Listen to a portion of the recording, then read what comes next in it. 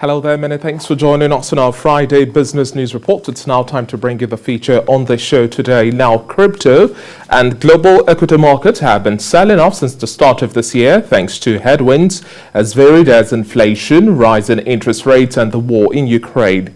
Well, joining me now virtually from London, let's take a closer look at the stablecoin market and more to understand how the breakdown of just one particular coin could crash the entire crypto world market in a matter of days. To do this and more, I have Benga Onifade, Startup Manager, The World Hackers. Thank you very much for joining me on the breakfast show this morning, Benga. Good morning, David. Now, it's exactly 1 week since we saw Bitcoin hit a 52-week low, slump into about $25,400, a level not seen since December 2020. Well, the digital gold really has been attempting to rebound. Likewise, we also saw the implosion of Terra USD, which also brings other stable coins under a microscope. Particularly, Titha, what's your assessment of the trading pattern we saw last week versus this week's performance from Bitcoin to Ether and other stable coins, really? Sure. Okay. Good morning again. So Bitcoin has actually, like you rightly said, is dropped from the highs of the 68,000 last year dollars to one Bitcoin to actually even touching us at last week or this week, sorry, the lows of 25,000 US dollars for one. And as you can see, I mean, if you look at the charts, it's actually been clawing and drawing closer and closer, lower and drawing lower anyway. On the trading angle, it has actually hit what they call a support. A support is a level whereby you think at that point it should bounce. However, with what's going on in the world, with war in Ukraine, record inflation, the world over. It's not just in Nigeria. The world over, record inflation. The world points in majority different countries pointing looming more towards recession. Bitcoin, which used to be a risk off asset, now looking more like a risk on asset. And at some point, more people are actually dumping it, taking away their money because of the volatility, number one. Number two, it does actually now look a lot more like it's correlating with the real asset, the real world. So if you look at the stock market has actually been pointing lower due to the recession due to the pandemic 2 years ago, the COVID-19, which we were all aware of, except you've just been born. So Bitcoin has been reacting to the real world, and this asset was created, digital gold in quotes. It was created to depeg and detach itself from the world inflation, the fact that we print a lot of artificial money, and it's created to detach itself from that. But however, it's not conforming to that, and as a result of that, people thought, okay, what's the difference? If I cannot put my money there with gold hitting an all-time low, then people are detaching themselves. And unfortunately, so what we see in the real world is happening now in the crypto world too. Okay, now let's also look at the unwinding of Terra USD, which also caught the attention of U.S. Treasury Secretary Janet Yellen, who mentioned the possibility of stablecoin regulations after it was apparent that Terra USD was in a meltdown and that a framework is needed to guard against these risks. What do you make of this move from the U.S. Secretary? That's actually a great point there.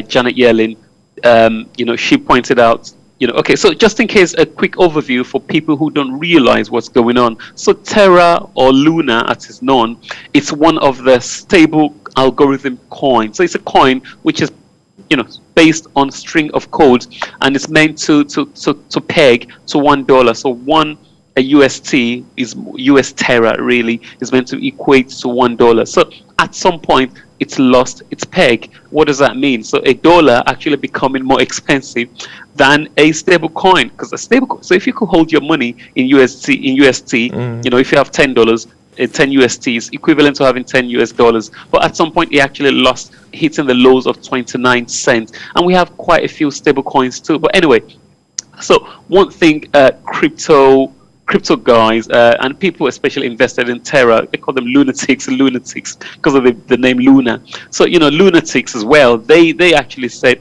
crypto people do not want regulations. They don't want things to be regulated. This industry is actually self-regulated. And I mean, Terra lost $70 billion from the highs of 115, but as actually 2 weeks ago, Terra was $83, and it went as low as 0.0007.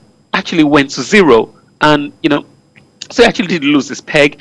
People lost life savings on it, and it brought attention. So if you think about $70 billion being wiped off the market in as little as a week, that actually brings a lot of concerns. And at some point, even people now talking about these regulations to be brought in, Janet Yellen to bring in regulations because people lost life savings. But this depends on what institution exactly lose money, because institutions actually make the call right here. What institution lose money? How influential are they? The financial institutions, and what exactly is involved? But Janet Yellen actually did say that, which is a very key point, that now these stable coins, they pose the same risk as the normal fiat currencies. Exactly. And I think more people are beginning to agree.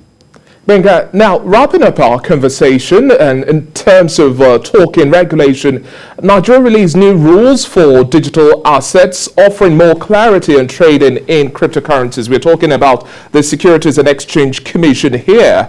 Do you think the conversation around crypto trading, contextualizing the trading we see globally and making it work here in Nigeria, do you think is beginning to open from last year's order to commercial banks to stop transactions or operations in cryptocurrencies, citing a threat to the financial system? Absolutely. I've got to say it's getting the attention now. It's getting more attention that it deserves more attention. It's getting it. However, there's a difference in getting more attention and at the same time in trusting it, because we've got to understand that January, cryptocurrency was valued as the market capitalization was valued at 3 trillion. And just about a month ago, it lost 2 trillion. So you can imagine 2 trillion being wiped off the market in as little as 5 months. So number one, are people trusting it? Number two, do people, so the conversation is opening up, absolutely. But do people trust it? I still do not know that. And I think, of course, it's bringing more attention to Nigeria. As in El Salvador, for example, they had a conference, or they are holding a conference with about 44 countries invited. Funny enough, Nigeria is actually one of the people who's going to be at the conference as well. Again, talking about this cryptocurrency. So yes, it's opening up conversation, but does it actually pose a threat to the Nigerian financial institutions, to the government? Not really yet. I think a part of it will say, because a lot of people were putting their money in, but if you look at the recent events of losing all that funds, I think there's something wrong there. That's number one. Number two, it needs to be well defined. Is it a security? Because if you think 2028, that was about 4 years ago, there was a stable coin. It's called a base coin. It was decided that it was a security, and it lost its peg. They had to refund all the money back to the investors according to Security Exchange Commissions, and they had to be wiped off the map. And this is going to be happening more. So I think if these guys are going to be well accepted, even though it's a self-regulated department or industry, things have to be more clearly defined. What box do you fit in, and that's for them to be accepted. Unfortunately, it cannot stand alone. We have so many players in this game, and right now I think investors are losing a lot of money. Well, we'll continue to keep tabs on all of the latest as they play out, and the regulations are necessary to ensure we have a sanitized market. Thank you once again for your time on the Breakfast Show this morning, Benga Onifade. Thank you, David, for having me.